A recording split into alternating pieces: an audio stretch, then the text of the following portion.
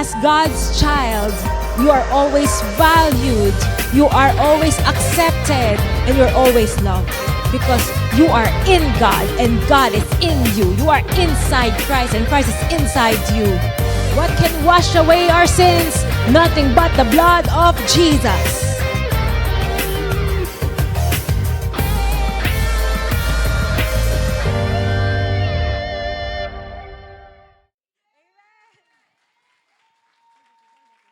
Hello? Naka-on na po pala.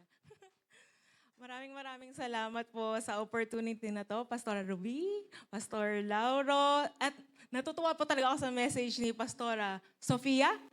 And thank you po, Pastora Rachel. And thank you, Pastor Ron and Daisy. Yes. At sa lahat po ng mga kapastoran, at hindi lang yon, lahat ng mga kababaihan, kalalakihan na rin na naririto. Nakakatuwa po, nakaka-bless po talaga yung mensahe kanina, and natutuwa po ako kasi I want us to study about somebody whose beauty is limitless. And I just want to give all the focus on him, and it's none other than Jesus. The one na kung saan yung tinuturo po sa atin ni Pastora Sofia. The one that the woman worshipped. And the reason why we have limitless beauty is because His beauty, His love is limitless as well. Actually, siya talaga ang pinagmumulan ng walang hanggang kagandahan ng bawat isa sa atin. Sabihin mo, ikaw ay may walang hanggang kagandahan. Sabihin niyo po sa katabi niyo. Yan. And natutuwa po ako. I would just like to echo the words of Pastora Sofia dahil the same thing goes. Jesus is that beauty that walked in. And right now, the Bible says where 2 or 3 are gathered, Jesus is in our midst. Kasama natin si Jesus sa ating kalagitnaan. He is in the midst of this service, and He is in our hearts.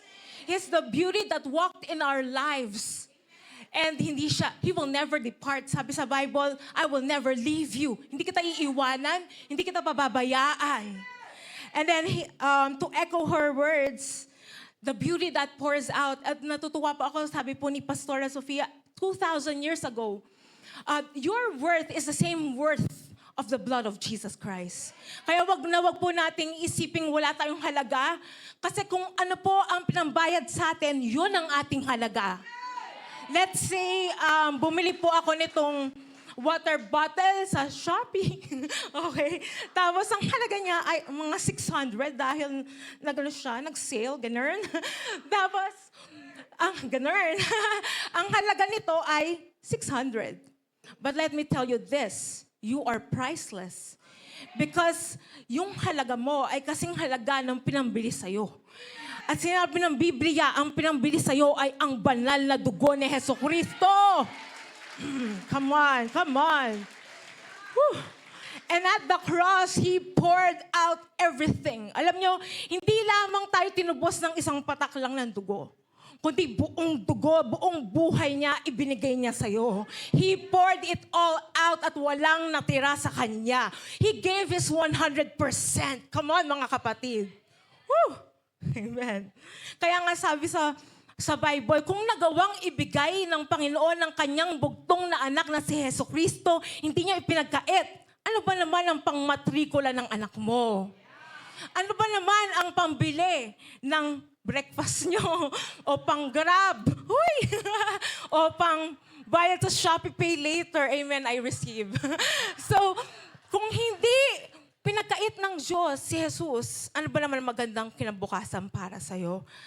Ang pinaniniwalaan mong kagalingan, sinabi sa Biblia, sa mga latay at sugat ni Jesus, ikaw ay magaling na.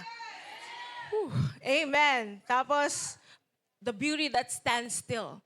And the beauty that defends all of us.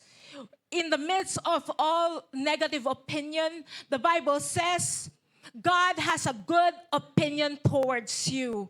When Jesus was baptized in the Jordan River, heaven was opened, and God in heaven declared over Jesus, "You are my beloved Son, in whom I am well pleased." Ikaw ay aking pinakamamahal, at sa iyo ako pinakanalulugod. And let me tell you this, right now, because of what Jesus did at the cross, ikaw ay pinakamamahal ng Panginoon, at sa iyo siya'y pinakanalulugod. Because the Bible says, as Jesus is, so are we in this world. Tingnan nyo katabi mo, nandito ka pa ba sa mundo? Andito pa naman. May katawang tao pa naman. Hindi pa naman tayo lumulutang-lutang. Kung gano'n, I declare long life over you. I declare long life over you. Jesus redeemed us even from death. Whew, amen. As Jesus is, so are you in this world. So, very wonderful message. Ang dami kong natanggap.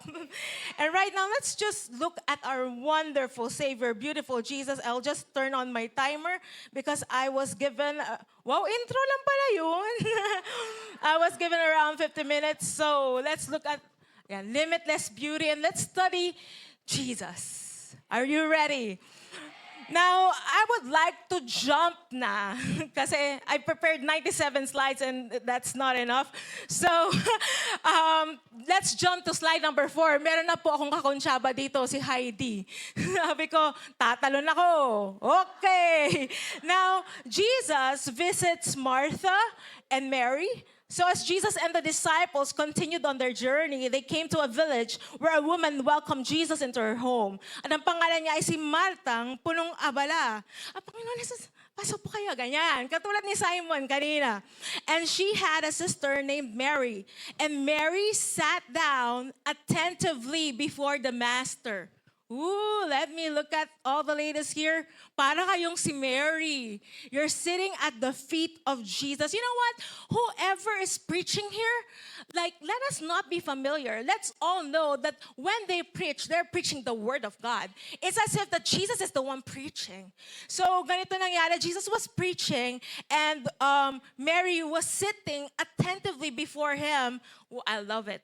Absorbing. Isa kang, alam niyo yung pag-absorb, kapag alam na sa pinggan, meron tayong mga sponge. Yung sponge, ina-absorb niya yung tubig at yung sabon, di ba? So itong si Mary, she absorbs bawat revelation na sinishare ni Jesus. And next slide 5, but Martha, si Ate Martha, napagod siya. There's nothing wrong with doing good works. There's nothing wrong about serving others. But God wants us to do the one thing that is very needful. Before we are empowered to serve others, let Jesus serve us first. Before we are empowered to give out, let Jesus pour everything out to us. Dahil wala tayong maibibigay kung wala tayong tinanggap. So, itong si Mary, tanggap lang ng tanggap. Tingnan niyo yung katabi niyo, sabihin mo, tumanggap ka ng salita ng Diyos. Tumatanggap naman. Now, marami kasing mga numerous household chores in preparation for her guests. And so, aba-aba, siya pa yung nag-i-interrupt kay Jesus. Ang galing. Sabi niya, Jesus, teka lang, mamaya ka na mag-preach, Jesus. Teka lang, hindi nyo ba nakikita, Jesus, napaka-unfair ata na itong si Sister Mary, iniwanan na lang akong gawin lahat itong trabaho ito sa sarili ko. Taray, may ganong acting yarn. Ay, tingnan mo, unan, ininterrupt niya na si Jesus. Pangalawa, inutusan niya pa si Jesus. Ang galing. Sabi niya, Jesus, sabihan mo nga siya. Sabihan mo siyang tumayo na siya dyan at tulungan ako. Wow. Tapos ito, slide 6, sabi ni Jesus, the Lord answered her, Martha. This is, if ever Jesus would rebuke her or correct her, it's because mahal siya ni Jesus. Kaya minsan nakakatanggap tayo ng mga words of correction or ng mga mentors natin, mga pastora natin, hindi naman dahil galit sila sa atin, kundi dahil mahal nila tayo. Correction is preparation and training for the future. So, the reason why Jesus had to correct Martha is because Jesus cares so much about Martha. Sabi niya, Martha, my beloved Martha, why wag agagalit yan. Why are you upset and troubled? Pulled away. Look at this. Pulled away. Maraming mga alalahanin. And in the Greek, it's the Greek word merimnao. Ang ibig sabihin nun, parang yung utak mo hinati-hati. Hati ang atensyon. So you're pulled away by these many distractions. Nakakatawa yung sabi niya, halaga ba talaga? Are they really that important? You know, ang pinaka-importante sa lahat, mga kapatid po, ay ang salita ng Diyos. While Pastor Sofia was like telling us about us being multitaskers, like I was imagining yung kapatid ko po, tsaka yung sister-in-law ko po, ginagawa niya po yung multitasking kasi kapag siya yung naglalaba or naghugas, naka-turn on lang yung Word of God. Para tinatanggap niya yung salita ng Diyos. Para imbis na may galit ang pagkusot, magiging, ay, ang saya talaga. So, tita, labadami, labango. Labaninis din, ganun. So, the Word of God will really change our attitudes. So, ito ang ganda itong sabi ni Jesus. Mary has discovered the one thing most important. Sabihin natin one thing. Pag si Jesus na nagsabing one thing, tama yun. Sinong tama? Si Jesus o ikaw? Si Jesus! Okay. So si Jesus, tama. Sabi niya, isa lang ang mahalaga. Most important. By choosing to sit at my feet. And right now, Jesus is here and we are sitting, resting sa feet niya. And she is undistracted. At alam niyo po ba, the fact na May 1, nandito po tayong lahat, ito'y pribilehiyo to be a child of God para makatanggap ng salita ng Diyos galing kila Pastor Lauro sa ating praise and worship, napaka-powerful, napaka-anointed, para tayo maging tahanan ng presensya at salita ng Diyos. It's a privilege. Sabi ni Jesus, hindi ko hahayaang mawala or matangay itong pribilehiyong sa Kanya. So Martha, upo ka na rin. Martha, umupo ka dyan at makinig ka ng salita. At sinabi nga sa what happens? What happens at the feet of Jesus? Look at this. In Psalm 27, verses 4 to 5 in the Message translation, sabi dito, I'm asking God for one thing. It's in slide 7. Slide 7. I'm asking God for one thing. Only one thing. Sabihin natin, isa lang. Isa lang. To live with Him in His house my whole life long. This is so good. I'll contemplate His beauty. Iisipin pag nilayan ko ang kagandahan niya. I'll study at His feet. Pag-aaralan ko. That's the only quiet place in this noisy world. Sa mundo na kung parang ang daming nagbabangayan, sa mundo na kung saan ang daming mga negative opinions against us, katulad nga na nasabi kanina, mga limitasyon, sa mundong maingay, si Jesus ang nagpapatahimik. We'll study Him. The perfect getaway. Kanina tuwa po ako kasi papunta dito, ang daming mga magagandang tanawin. Talagang naka-getaway ako sa city life. Ganyan, tuwa po ako na may mga bulubundukin, may mga maraming puno. I love it. I love it so much here. Far from the buzz of traffic. Tama po, wala talagang traffic papunta dito. So, by going back, let's just look at Jesus. Concerning Jesus, tingnan natin slide number 2. Tulungan niyo na lang po ako, Lord, sa ating time, Panginoon, kung anong mga bubuksan ko. Kasi po, 97 nga tong slides na to. Okay. Looking at and contemplating on Jesus, we will study that number 1, He has a beautiful will para sa'yo. Mga magandang pangitain. Magandang plano para sa'yo. Secondly, beautiful words. Thirdly, beautiful works. And then lastly, Actually, you are the workmanship of Jesus. Ikaw ang masterpiece of Jesus. Ikaw ang obra maestra ni Jesus. Do not let anyone or even yourself say otherwise. Because at the cross of Calvary, when Jesus gave us everything, and during His resurrection, when you believe in Him, the Bible says, kung sinong na kay Kristo ay bagong nilalang. You are a new creation. All things have passed away. Ang mga nakaraan mo ay nakaraan na at nakalipas na. And look again, behold, all things are new.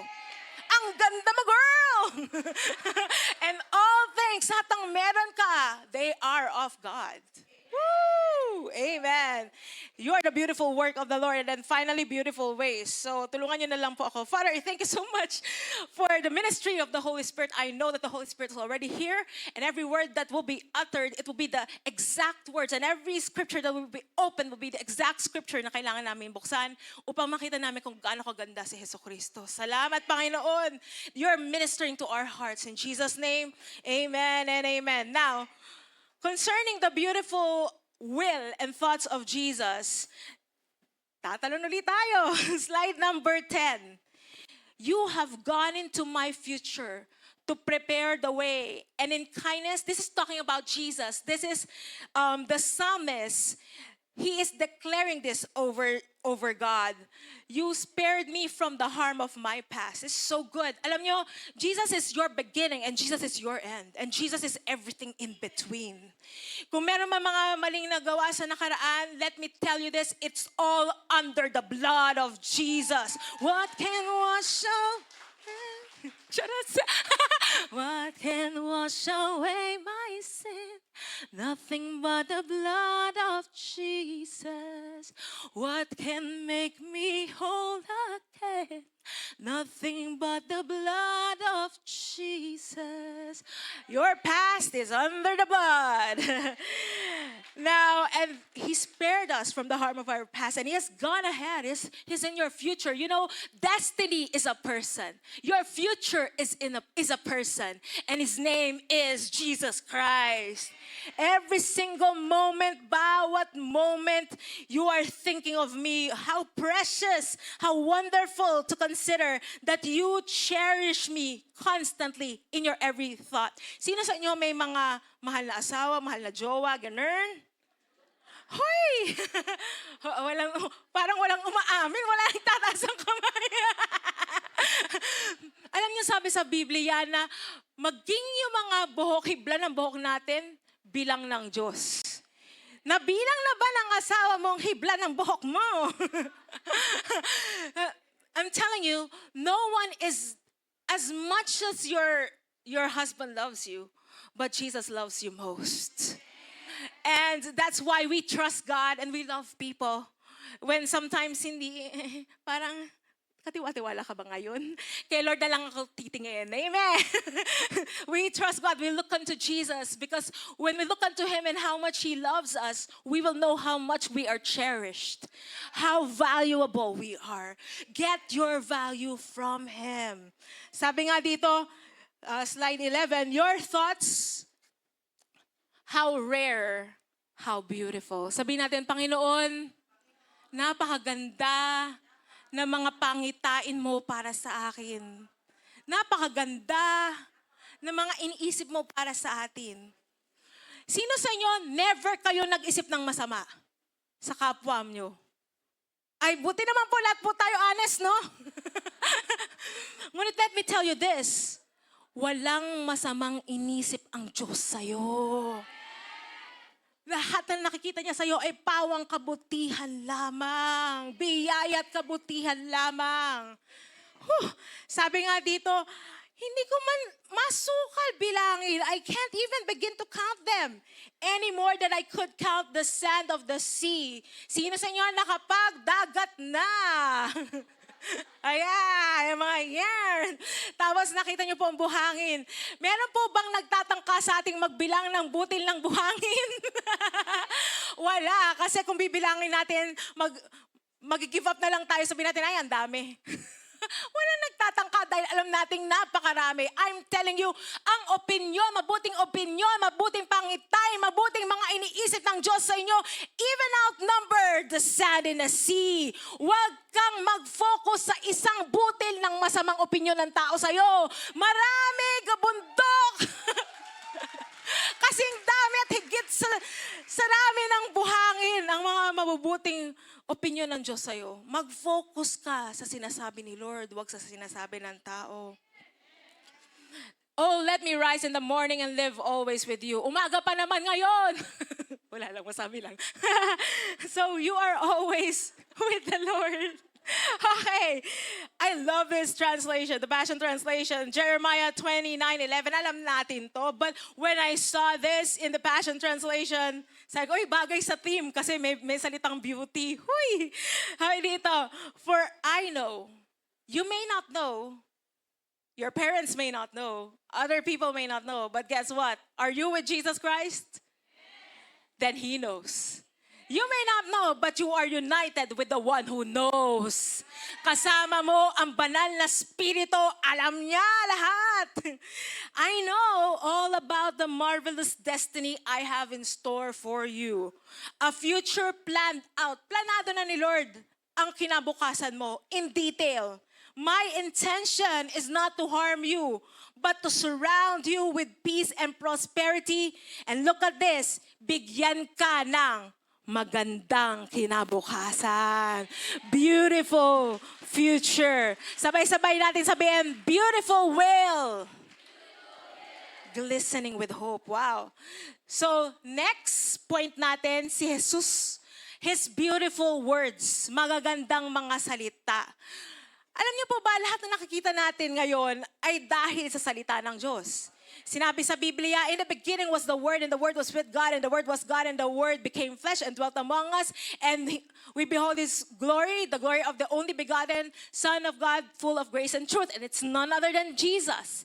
And sabi sa Biblia, God upholds everything by the word of His power. Nung walang liwanag, sabi ng Panginoon, let there be light. Magkaroon ng liwanag, and there was light. Nung nagsalita ang Panginoon, let there be fish in the sea and fowls in the air, and there was. Whatever He said, there was. You know, ikaw ay produkto ng salita ng Diyos. And the beautiful thing is, ikaw ang produkto ng salita ng Diyos, the Word na nagkatawang tao. The Word na nabayubay sa krus ng Kalbaryo. The Word na napiga. The Word na trinaydor. The Word na hinagupit. The Word na inabuso. It was Jesus in flesh. The Word in flesh. He took all your pain. He took all your sorrow. He took all the curse at the cross. He took your sin. He took your death. Shoo. So that you would have His blessing, so that you would have His healing, so that you would have life eternal. There was a great divine exchange. So everything was beautifully coordinated by the power of God's word. It's in slide number 14. Faith empowers us to see that the universe, yes, kanina. Taray, nakapanood na rin ako ng Miss Universe. Hoy, gusto ko yung mga acting dyan. Ay, galing. Wala na yan, te. Tapos yung oh, I'm so sorry. My family. I love it. Tuwan-tuwa talaga kami ng tita ko. Nandito pala yung tita ko. Shout out, Tita Rosie. Taga Santa Maria, Bulacan. Woo! Yeah, Bulacan, represent. Now, everything has been beautifully coordinated by the power of God's word. He spoke to invisible realm, gave birth to all that is seen. Amazing, amazing. But this is God. Look at this, slide 16. Luke chapter 14, verses 18 and forward. Alam natin to, the Spirit of the Lord is upon me, has anointed me. But let me look at it in a beautiful translation. The Spirit of the Lord is upon me. This is Jesus. He has anointed me to be hope for the poor, freedom for the brokenhearted, new eyes sa blind, and to preach to prisoners, malaya ka na. Woo! I have come to share the message of Jubilee for the time of God's great. Isang matinding pagtanggap mula sa Diyos. Tinanggap ka, pinalaya ka, pinagaling ka. Na kung dumating ka dito ay kahapon, basang-basa ang unan mo dahil nag-break kayo, ni 2 hours mo. Sabi dito, Jesus came to bring freedom and healing to the brokenhearted. I was listening to one pastor, dun po sa church po ni Bishop Willie, there was this guest pastor, and he was saying, is Jesus inside you? Nasa loob ba ng puso mo si Jesus? Kung nasa loob ng puso mo si Jesus, ang tagapagpagaling ng puso mo ay nasa loob mo na rin. The healer of the broken heart lives inside your heart. So I declare, heart be healed in Jesus' name. God's great acceptance has begun. Woo! Amen. After he read this, slide 17, he rolled up the scroll, handed it back to the minister, and sat down. You know, dun sa kultura po nila, every temple has a reserved seat. Merong iisang seat lamang na walang sino mang nagtatangkang umupo except si Jesus. Itong seat na to ay naka-reserve sa kanilang Messiah. But after he read this, Jesus sat down and took the place that is reserved for the anointed one alone, for Christ alone, for the Messiah alone, sa tagapagligtas alone. Woo! He sat down. Kaya nagtinginan ng mga tao. Sabi nila, ba't nakaupo siya dyan? Yeah. Kasi may mga tao, hindi nyo ba-get? Siya yung Messiah. Huy! Ano ba kayo? Everybody was staring at Jesus, wondering what he was about to say. And this is so good. Sabi ni Jesus, these scriptures came true today in front of you. The one carrying the spirit of power, the spirit that sets the captives free, that spirit that gives hope to the poor. Your source is in you. The source ng supply ng buhay mo, sabi sa Biblia, my God shall supply. Kabisado nyo ba yon? My God shall supply according to His riches in glory in Christ Jesus. Sinabi bang according to the economy of my nation? No. According to ano nangyayari na sa mundong ito, hindi ko na alam. No. Sabi doon, according sa riches, sa glory, sa kaluwalhatian, sa kayamanan ng aking Diyos. Ang tatay mo ay ang Diyos. Siya ang great provider. Dahil ikaw ay one na with Jesus Christ. In Christ Jesus. I declare all your needs met and supplied in Jesus' name. In the name of Jesus. Now, everyone was impressed by how well Jesus spoke, in awe of the what kind of words? Anong klaseng mga salita? Beautiful words of grace. So number 1, beautiful will. Secondly, beautiful words. And the next, beautiful work. Sinasabi ko nga po, kayo nga po ang obra maestra ng Diyos. Ikaw yun, girl. Okay. Tingnan natin sa slide number 19. We have become His beautiful poetry. A recreated people that will fulfill the destiny He has given to each of us. Meron kang magandang destiny, kapatid. Kaya there's no need to compare yourself to one another. Dahil iba yung gifting nitong tao to sa gifting ko. I have my own grace, I have my own calling, and God celebrates me as I am. Na medyo makwela or something, tanggap ako ni Lord as I am. And knowing that would set us free from comparison. Amen. Because Jesus loves you as you are. You don't have to try to be someone else. Mahal ka na ng Diyos bilang ikaw. Oh. Hi! Last, for we are joined to Jesus. You're joined to Jesus. You don't have to be afraid if people leave you. It's okay. There's someone who will never leave. Someone who's clinging on to you. You are joined to the Lord Jesus. Come on. And the anointed one. Sabi mo sa katabi mo, anointed ka na, kapatid. Alam mo kung bakit? Kasi nasa loob mo na si Jesus. Ang pinaka-anointed sa lahat. And then I would say this, like the same anointing that my dad has. My dad is also a pastor, and all the other pastors we have in our church is the same exact anointing that flows in the members, because we have the same exact Holy Spirit, same exact Savior, same Father. Amen. Okay. And the good works we would do to fulfill it. Tingnan niyo po to, slide 20. Yung Greek word, alam niyo po ba na ginamit dito? Kasi in some translation, ang tawag dito, you are God's workmanship. At yung Greek word na ginamit dito ay ang salitang poem or poema actually in Greek. Translated as poem or poetry. Ikaw ay isang magandang latha, tulang sinulat ng Panginoon. Our lives are the beautiful poetry written by God, will speak forth all that He desires in life. Slide 24, you are God's masterpiece. He has created us anew in Christ Jesus so we can do the good things He planned for us long ago. Sabihin natin, isa akong masterpiece. Beautiful work. Now, kung titingnan natin, tayo bilang mga kababaihan, sino sa inyo minsan feeling, para nakukumpara nyo yung mga sarili nyo sa mga nakikita nyo sa TikTok? Gaya.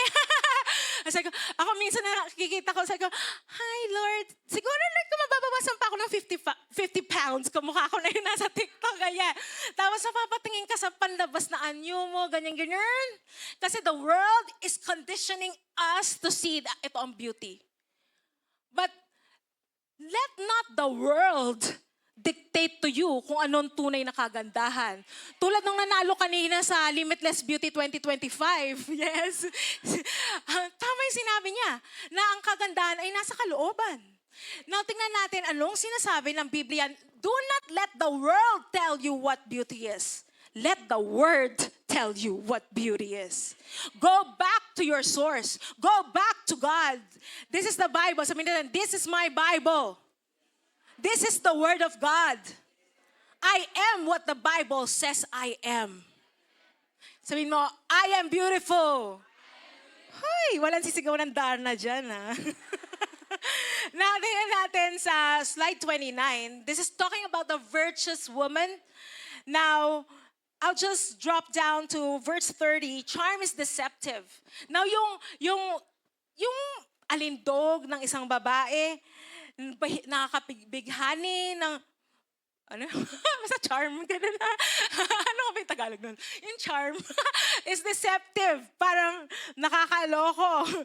And beauty does not last. This is talking about physical beauty. But a woman who fears the Lord will be greatly praised. And in some translation, this word fear can also be translated as worship. Gaya ng babaeng nagbasag ng kanyang alabaster box before Jesus, she worships the Lord. And you will be greatly praised. Meaning to say, you have a beauty that lasts forever. Kaya nga, yung kaninang kanta natin ang ganda nung sabing, ang Diyos ang nagtitiwala sa atin. Maring minsan ang tao, nakakaligtaan tayong pagkatiwalaan at sarili mo rin, katiwa-tiwala ba talaga ako? Ngunit, nakakatawa dahil ang Panginoon, alam niya yung yung pangitain niya para sa'yo. He trusts. He knows the future He has for you. And you are beautiful. Slide 30, in 1 Peter chapter 3, verses 3 to 4, hayaan niyo ang tunay na kagandahan mo ay magmula sa inyong kalooban. Inner personality. Huwag kang mag-focus sa external, sa panlabas. For lasting beauty, okay, limitless beauty comes from a gentle and peaceful spirit which is precious in God's sight. Pag sinabi bang gentle and peaceful spirit, hindi ka na magsasalita? Hindi naman. Ang ibig sabihin nito, your heart knows how to submit. Your heart knows how to receive God's word. Your heart knows that in the midst of something na magdudulot ng worry, you will be just like Jesus. Alam niyo, sa gitna ng bagyo, yung mga disipulo nagpapanik, nalulubog na tayo, ganun. mga ano sila, mga mangingisda, pero kinakabahan sila. Pero si Jesus na dating carpenter ang trade niya, hindi siya nagpanik. Dahil sabi niya, makakarating tayo to the other side. Anong ginawa ni Jesus? Natutulog siya sa gitna ng bagyo. He has this peace that is not dependent on outside circumstances. Child of God, woman of God, you have a peace that passes understanding. The same peace that Jesus has na hindi matitinag. Kaya you can stand still and see the salvation of the Lord. And if you look up the word salvation, it came from the Hebrew word Yeshua. Stand still and see Jesus. Whew. You have that full of peace. Na the peace that, sabi nga ni Jesus, in this world, maari may mga tribulasyon, maari may mga problema. Sino sa inyo, never pang nagka-problema. Ang magtaas ng kamay, nagsisinungaling. Dahil lahat tayo may mga pinagdadaanan. Ako, nagdaan po ako sa kalsada. May pinagdaanan. Ay, nalaglag ang aking tubig. O yan, nalaglag siya. Wala lang. Okay. Hindi, may mga kakadaan ko lang. May mga pinagdadaanan or dumadaan ngayon, nayayanig ngayon, or tapos na, kakadaan ko lang dun sa problema yan. But all throughout, it does not matter. Maaring may pagdaanan ka, maaring may taas, may baba ang buhay mo. Remaining time, 20 minutes. Okay. Thank you po. Meron akong pagdadaan ng 20 minutes. Ngunit, I'm telling you, in every high and in every low, Jesus said, peace I give unto you. My peace I give unto you. You have that Jesus kind of peace. As in this world, you may have tribulation, may mga problema, but, sabi ni Jesus, be of good cheer. Maggalak ka, magsaya ka, because Jesus said, I have overcome the world. The same overcomer now lives inside you. You have the spirit of the overcomer. You have the Lord Jesus in you. The Bible says you are more than a conqueror through Jesus who loves you. Alam niyo, the reason why we are more than conquerors is because we conquered the heart of the conqueror. Kunyari po, sino po sa inyo nanonood noon ng mga laban ni Pacquiao? Wala nga amin. Si Manny Pacquiao, di ba? Sino sa inyo kilala yun? Si Manny Pacquiao. Siyempre, kilala po natin. Hindi po ako nagkakampanya, okay? Example po to tungkol sa boxing, okay? Lilinawin ko lang po. Wala po akong dalang kung ano man pangalan dito, si Jesus lang. Okay, lilinawin ko po. Anyway, nung nagbo-boxing siya, tapos nanalo siya, let's say nanalo siya. Ang tawag sa kanya, conqueror. Pero alam niyo kung sino yung more than a conqueror? Si Jesus, amen. Pero sa example na yun, si Jinky. Si Jinky Pacquiao at si Mommy D. Bakit? Ang lumaban, ang binugbog, ang nag-knockout ng kalaban ay si Manny Pacquiao. Pero ang nakinabang, money down!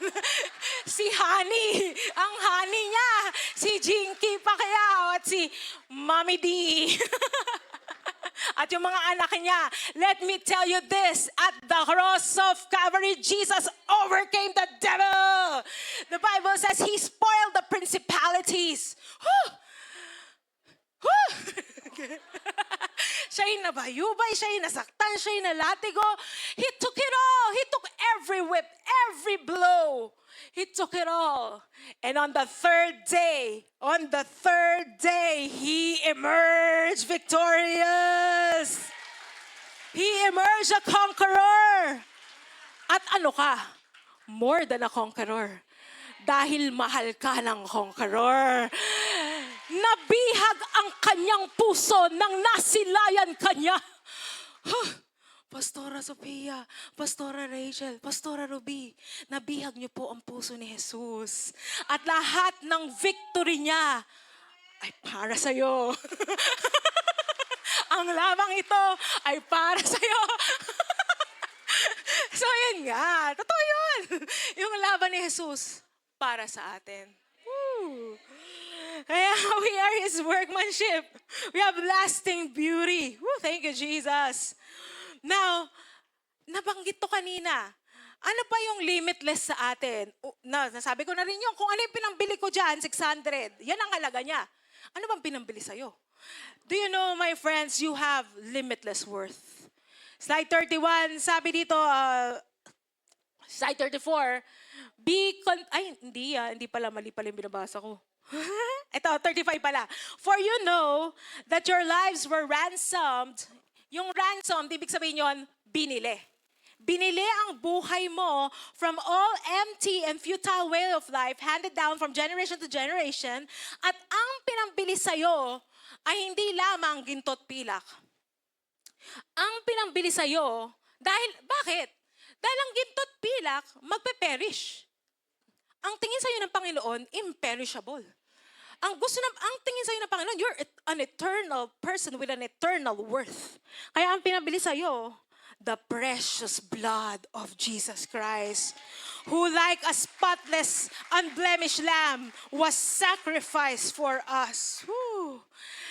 And next, you have the limitless love of God. Sino sa inyo yung alam na, oh, the overwhelming, never-ending, limitless love of God. Yes, pinalitan na nga, no, lyrics.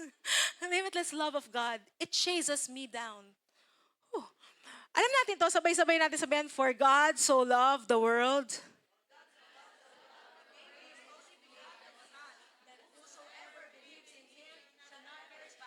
Everlasting life. Ha, galing nyo. Woo! Okay, you have everlasting life. Sabi na, and I want to focus on that word, so loved. Ibig sabihin, sobrang mahal ka ng Diyos. Sobrang mahal ka ng Diyos. And tingnan natin, paano ba tayo minamahal ng Diyos? Slide 65. I have loved you, my people, with a what kind of love? Everlasting love. 65. With unfailing love. Walang hanggan at walang palya. Ang pag-ibig sa'yo ng Diyos ay walang hanggan at walang palya. Hindi siya titigil sa pagmamahal sa'yo. Paano natin malalamang minahal tayo ng Diyos? Sabi sa Biblia, this is love, not that we love God, but that He loved us and gave His life for us. Sabi dito sa slide 66, the Son of God loved me so much that He gave Himself for me and dispenses His life into mine. In order for you, alam niyo mga kapatid, minsan kasi may mga pinagdadaanan tayo sa buhay, tapos napapa-question ka, mahal pa ba ako ng Diyos? Bakit ako nagdadaan dito? Alam nyo, huwag mong questionin ang pag-ibig ng Diyos based sa pinagdadaanan mo. Ang kasagutan sa tanong na yan, kung mahal ka ng Diyos, ay binigay ba niya ang buhay niya sa'yo? Dahil binigay niya ang buhay niya sa'yo, ang sagot ay mahal na mahal ka niya. The steadfast love of the Lord never ceases. His mercies never have come to an end. They are new every morning, new every morning. Great is thy faithfulness, O Lord. Great is thy faithfulness. Ito'y laking sariwa, bawat humaka, katapatan mo'y dakila, tapat ka dakila. Oh, Panginoon, salamat sa inyong pag-ibig. Sobrang sariwa at aming tinatanggap. Sa slide 74, the faithful love of the Lord never ends. His mercies never cease. Now, let me just show you paano magmahal si Jesus. Slide 79, alam nyo, habang pre-prepare ko po to, hindi ko napigilan kundi umiyak. Dahil nakita ko po yung gaano tayo kahalaga sa ating Panginoong Hesus Kristo. Slide 80, His beautiful work. Beautiful work. Then Pilate ordered Jesus. This is how much Jesus loves you. Meron pa akong kwento na nadaanan ko lang sa Facebook. As a man from India, he loves a woman from Sweden. At that time, wala siyang perang pambili ng kanyang airfare. Alam niyo po ba, ang ginawa nitong nagmamahal lamang na binata, nagbisikleta siya mula India papuntang Sweden. At gaano katagal? It took him 4 months. Dahil sa pag-ibig, nagawa niya yun. I'm telling you, someone loves you more.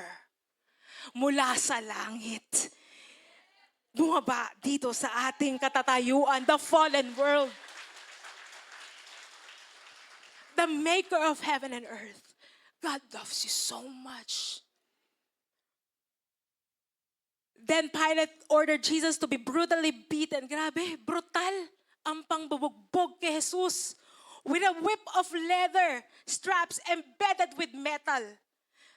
Yung mga latigo, hindi katulad nung sa mga penitensya na yung pako stainless, tapos yung latigo ay belt. Ngunit itong tipo ng pinanghampas kay Jesus ay may metal sa dulo at may mga buto-buto. Kapag hinampas yun sa tao, kakayuri ng buong likuran. Natanggalan si Jesus ng balat-balat sa kanyang likuran. Sabi sa Biblia, I can even count the number of my bones dahil na-expose na ang kanyang mga buto-buto. Tapos sa soldiers, bukod doon sa pagpapasakit sa kanya, also wove thorn branches into a crown and set it on the head. Hindi katulad nung kanina na may sash at may koronang diamante. Si Jesus, meron siyang korona, pero hindi diamante, koronang tinik. At sinabi sa ibang mga synoptic gospels, kumuha mga tao ng mga baston at pinaghahampas at pinaghahampas at pinaghahampas ang kanyang ulo at dumugo ng dumugo. You know, the reason why, to the point, in the book of Isaiah, the Bible says, when you look at him, parang hindi na mawari ang kanyang itsura, na disfigure na. Hindi mo na makilala, hindi na siya mukhang tao. At the cross, he took your ugliness so that you would receive his beauty that is limitless. Slide 80. Tapos, hindi lang yun. Hinampas siya sa ulo, tapos nilagyan siya ng, alam mo yung kinutsa siya, binuli siya, nilagyan siya ng robe, purple robe about his shoulders, tapos isa-isa sila. They came in front of him. They mocked him. At sabi nila, Hail to the King of the Jews. Alam mo yung sarcastic. And one after the other, ang sakit nito. Isa-isa, they repeatedly punch the face of Jesus. My beautiful Savior. He received bruises. He received punches. He received bullying so that you would receive His healing. Tapos, slide 81, once more Pilate went out, sabi sa mga officials, I will bring him out once more so that you know I find nothing wrong with him. And Jesus emerged bleeding, wearing the purple robe and the crown of thorns. Sabi nila, look at him. He is your man. Tapos ang sabi nila, sinigaw nila, crucify him. Ibayubay siya. But friends, he had to do this. Yung salitang intentional. Intentional na nasaktan si Jesus para hindi ka na masaktan. Intentional na inako niya ang kaparusahan para sa kasalanan upang sa ganon ikaw ay maging katwiran. Intentional. And I would skip all the verses. Now look at this muna. Slide 83. Let's look at Jesus. I just want us to look at the beautiful Jesus. No one will ever love you like He did. Next slide. You know, when Jesus hangs on the cross, it's His public display of affection. The greatest display of affection. So if you're asking, mahal mo pa ba ako, Panginoon? Bakit ganito yung nangyayari sa aking pamilya? Bakit ganito yung nangyayari sa aking asawa? Bakit ganito yung nangyayari sa aking mga anak? Bakit ganito yung nangyayari, bakit ganito yung nararamdaman ko? Isa lang ang sagot ng Panginoon. Mahal kita. Mahal na mahal kita. And slide 85, It was love, not nails, that kept Jesus on the cross. Jesus loves you. And then finally, after everything, slide 82, when he had finished the work, 82, he sipped the sour wine and he said, slide 82, sabi ni Jesus, "It is finished, my bride." My bride, that's in the Passion Translation. Tetelestai, tapos na, bayad na. The work is done. It is finished. My bride, ikaw ang napagandang bride ni Jesus Christ. And he bowed his head and surrendered his spirit to God. And lastly, dahil wala na ata akong time, ay, matumawa. Okay. Rabrasya karararayande. Slide 90, beautiful ways of Jesus. I just want to glorify him right now. Sabi sa Bible, wag ka mag-alala. God will make everything beautiful in its own time. Everything's gonna be all right. Sabi mo sa katabi mo, everything's gonna be all right. Mahal ka ng Diyos.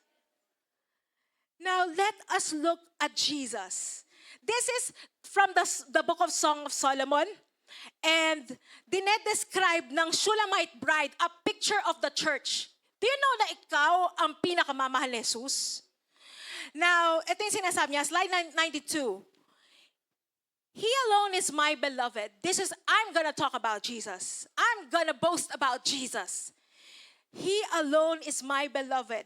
He shines in dazzling splendor, yet is so approachable.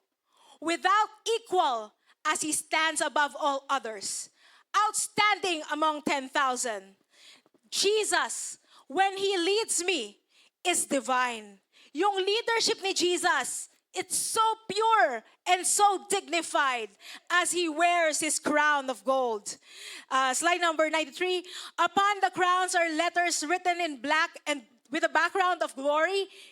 He sees everything with pure understanding. Yung mga pangitain, pangunawa ni Jesus, how beautiful his insights without distortion. His eyes rest upon the fullness of the river of revelation. Right now, the river of revelation, tumatanggap tayo nun. So clean and pure. Looking at this gentle face, I see such fullness of emotion. Slide 94. Kung naghahanap ka ng pag-ibig na nag-aalab at punong-puno ng emosyon, yan ang pag-ibig ni Jesus. Parang lovely garden. What a man. Sabi natin, what a man. No one speaks words so anointed as his one words. Words that both pierce and heal. Words like lilies dripping with a mirror. Slide 95. Slide 96 na lang. Slide 96. He is steadfast in all he does. Lahat ng pamamaraan niya, his ways are the ways of righteousness, based on truth and holiness. No one can rival him. You have no rival, Jesus. You have no equal. But all will be amazed by him. Most sweet are his kisses. Hayaan mong halik-halikan ka na nagmamahal sa'yo. At yan ay si Jesucristo. His whispers of love. He is delightful in every way and perfect from every viewpoint. Lahat ng anggulo. Napakaganda. Perfect in all of his ways. Now, ito, kung may magtatanong sa atin, slide 97, if you ask me, kung tatanungin mo ako, bakit mahal ko siya?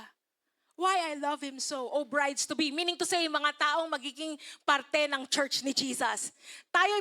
God empowered us to preach the gospel. At hindi lamang tayo ang mga brides ni Jesus, meron din mga ibang tao na mananampalataya sa Kanya, magiging kabahagi ng simbahan ng Diyos. Kung tinatanong mo, bakit ko siya mahal? Because there is none like him. Walang katulad niya. Everything about him fills me with holy desire. Now, Jesus is my beloved, my friend forever. Ooh, thank you, Jesus. Alam niyo yung kantang There is None Like You? there is none like you. No one else can touch my heart like you do. I can search for all eternity long and find there is none like you. And Jesus is singing the same thing to you. No one else can touch his heart like you do. He went from heaven to earth, eternity long, and find there is none like you. Mahal na mahal ka ng Diyos. Amen. Thank you, Father, for showing us the beauty of Jesus. And as we see His beauty, we know we're also beautiful. Amen. Thank you po.